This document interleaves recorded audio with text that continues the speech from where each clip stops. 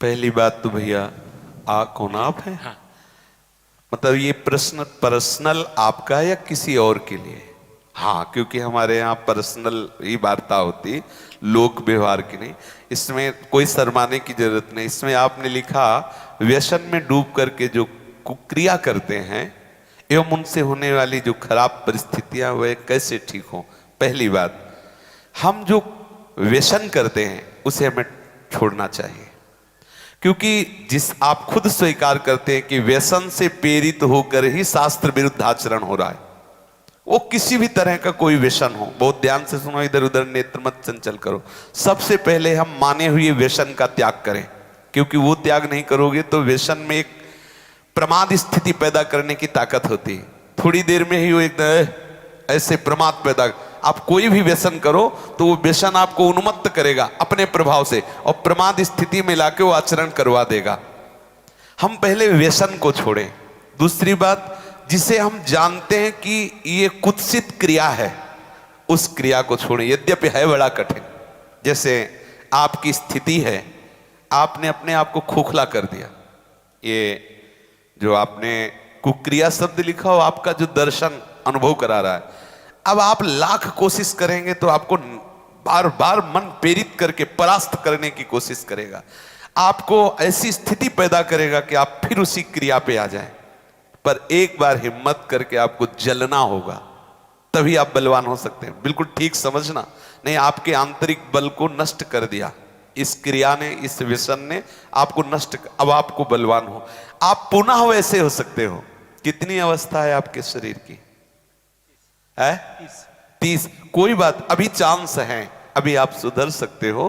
तो आप पहले क्या व्यसन करते हो? अच्छा चलो जो भी हो, तो आप उसे आज नियम लो कि मैं नहीं करूंगा, छोड़ सकते हो? ऑलरेडी छोड़ दिया। ऑलरेडी मतलब बराबर छोड़ दिया। कुक्रिया, कुत्सित क्रिया,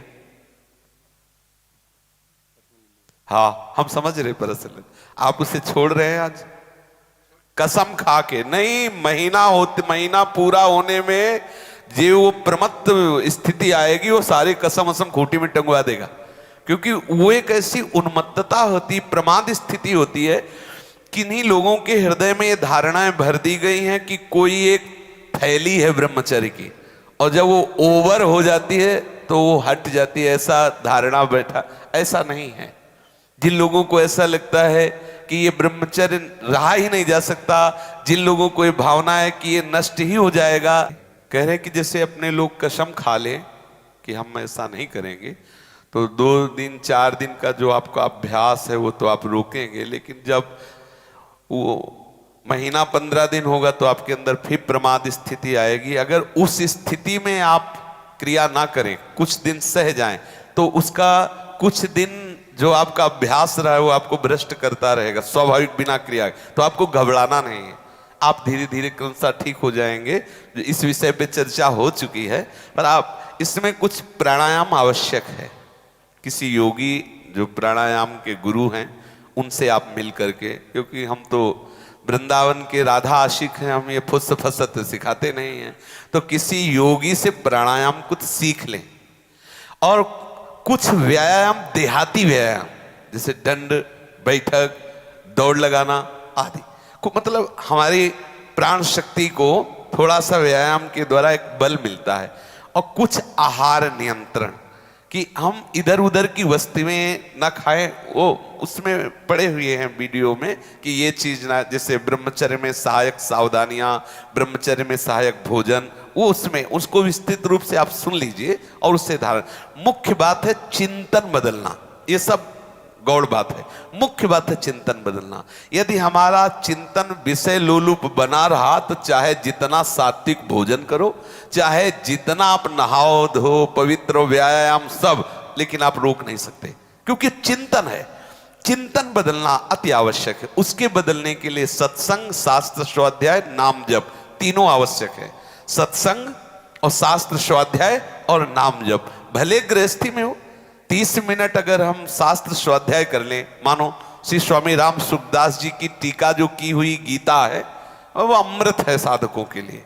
चाहे गृहस्थ हो चाहे विरक्त हो, जरूर स्वाध्याय करना चाहिए। किसी भी संत महापुरुष पर जिस पर श्रद्धा हो उसके प्रवचन सुने, और जो भी भगवान का नाम प्रिय हो वो नाम सुमिरन करे। इससे आपका चिंतन बदलेगा, और व्यायाम प्राणायाम से शरीर की नस नाड़ियां मजबूत होगी, शुद्ध आहार से आपको एक सपोर्ट मिलेगा। तो आप तीनों पर दृष्टि डालें, आहार ठीक हो, भजन साधन से चिंतन आप अपना ठीक कीजिए, और संकल्प दृढ़ निश्चय के द्वारा उन अशुभ क्रियाओं को दूर कीजिए। जो अशुभ क्रियाएं आप करते रहें तो आप सुधर जाएंगे। नहीं तो देखो कुछ दिनों बाद ऐसा होने लगेगा, आप देखना आपकी विचार शक्ति लुप्त हो जाएगी, आपके अंदर बिना किसी कारण के शंका बनी रहेगी, भय बना रहेगा, घबराहट बनी रहेगी, हर व्यक्ति से बात करने में चिड़चिड़ापन आए, मतलब कितनी तरह की परेशानियां आ जाएंगी।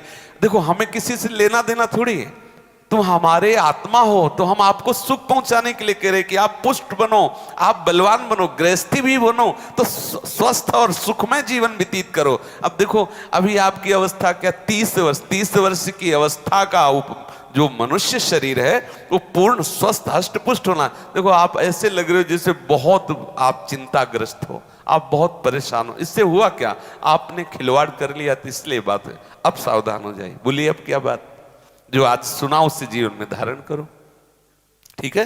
किसी आयुर्वेदिक वैद्य से मिलकर के अगर ज्यादा परिस्थिति खराब हो तो कोई औषधि ले लो, कोई आसपास आयुर्वेदिक वैद्य हो जिनसे आप सलाह करो, वो धातु पुष्टता की आपको औषधि दें। पर आप किसी भी तरह की चेष्टा ना करें कुछ दिन। अगर आप गृहस्थ भी हैं, आपकी पत्नी भी है, तो भी आप कुछ दिन संयम धारण करें जिससे आप परिपक्व हो जाएं, फिर जैसा प्रभु प्रेरणा करें। लेकिन इस समय जैसे हमारे हाथ में चोट लग जाए तो फिर कुछ दिन सेवा निवृत्त हो जाए, उसको पुष्ट कर लें, फिर सेवा।